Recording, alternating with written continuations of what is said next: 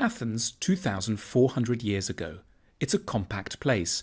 Only about 250,000 people live here. There are fine baths, theatres, temples, shopping arcades and gymnasiums. It's warm for more than half the year.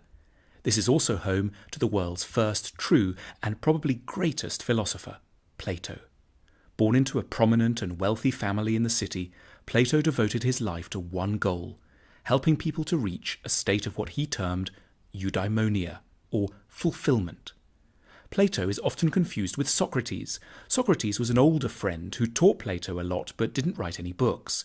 Plato wrote lots of them, 36, all dialogues, beautifully crafted scripts of imaginary discussions in which Socrates is always allotted a starring role, among them the Republic, the Symposium, the Laws, the Meno, and the Apology. Plato had 4 big ideas for making life more fulfilled. First big idea: think more. We rarely give ourselves time to think carefully and logically about our lives and how to lead them. Sometimes we just go along with what the Greeks called doxa, or popular opinions. In the 36 books he wrote, Plato showed this common sense to be riddled with errors, prejudice, and superstition. Fame is great, follow your heart, money is the key to a good life. The problem is, popular opinions edge us towards the wrong values, careers, and relationships. Plato's answer is, know yourself. It means doing a special kind of therapy, philosophy, subjecting your ideas to examination rather than acting on impulse. If you strengthen your self-knowledge, you don't get so pulled around by feelings.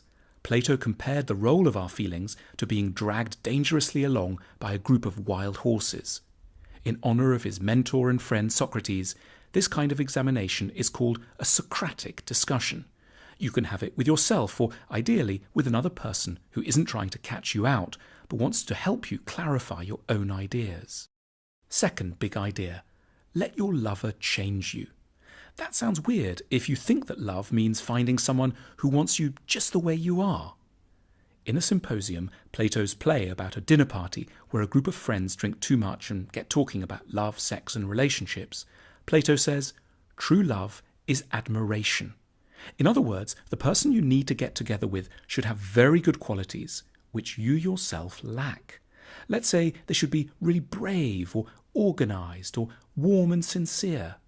By getting close to this person, you can become a little like they are. The right person for us helps us grow to our full potential. For Plato, in a good relationship, a couple shouldn't love each other exactly as they are right now. They should be committed to educating each other and to enduring the stormy passages this inevitably involves. Each person should want to seduce the other into becoming a better version of themselves. 3. Decode the message of beauty. Everyone pretty much likes beautiful things, but Plato was the first to ask, why do we like them? He found a fascinating reason. Beautiful objects are whispering important truths to us about the good life.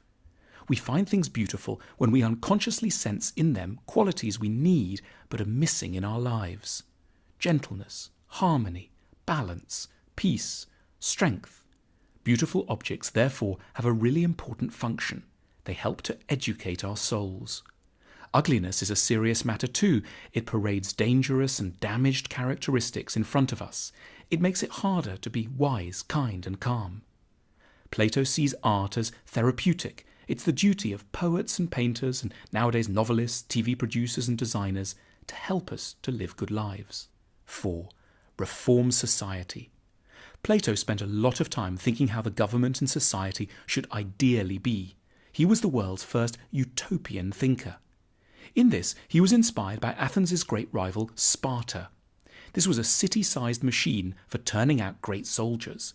Everything the Spartans did, how they raised their children, how their economy was organised, whom they admired, how they had sex, what they ate, was tailored to that one goal. And Sparta was hugely successful from a military point of view. But that wasn't Plato's concern. He wanted to know, how could a society get better at producing not military power, but fulfilled people? In his book, The Republic, Plato identifies a number of changes that should be made. Athenian society was very focused on the rich, like the louche aristocrat Alcibiades, and sports celebrities like the boxer Milo of Croton. Plato wasn't impressed. It really matters who we admire, because celebrities influence our outlook, ideas and conduct, and bad heroes give glamour to flaws of character. Plato therefore wanted to give Athens new celebrities, replacing the current crop with ideally wise and good people he called guardians, models for everyone's good development. These people would be distinguished by their record of public service, their modesty and simple habits, their dislike of the limelight, and their wide and deep experience. They would be the most honoured and admired people in society. He also wanted to end democracy in Athens. He wasn't crazy. He just observed how few people think properly before they vote, and therefore we get very substandard rulers. He didn't want to replace democracy with a horrid dictatorship, but he wanted to prevent people from voting until they'd started to think rationally. That is, until they'd become philosophers. Otherwise, government would just be a kind of mob rule.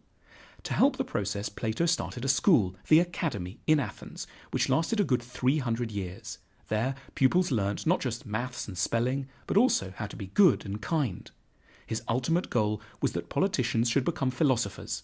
The world will not be right, he said, until kings become philosophers or philosophers kings.